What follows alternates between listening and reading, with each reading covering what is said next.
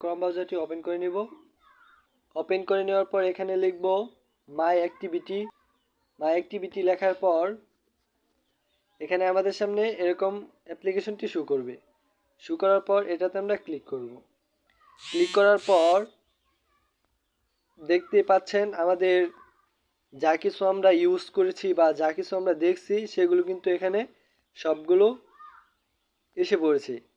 এসে পড়ার জন্য আমরা এখান থেকে ডিলিট করার জন্য উপরে স্ক্রল করব। উপরে স্ক্রল করার পর ডিলিট এটাতে ক্লিক করব।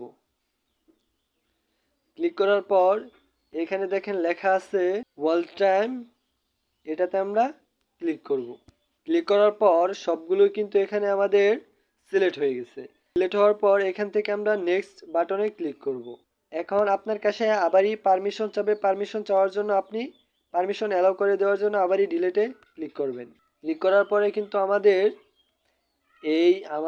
আজ পর্যন্ত যে বিষয়গুলো আমরা আমাদের ফোনে দেখেছি সেই বিষয়গুলো কিন্তু ডিলিট হয়ে গেছে। এখন আপনার মোবাইলটা কিন্তু ইজিলি ভালোভাবে চলবে আগের মতনই। হ্যালো ভিউয়ার্স, আশা করি ভিডিওটি ভালো লাগছে। যদি ভিডিওটি ভালো লাগে থাকে শেয়ার করে, লাইক করে, কমেন্ট করে আমাদের সাথে থাকবে এরকম সুন্দর সুন্দর ভিডিও সবার আগে পেতে।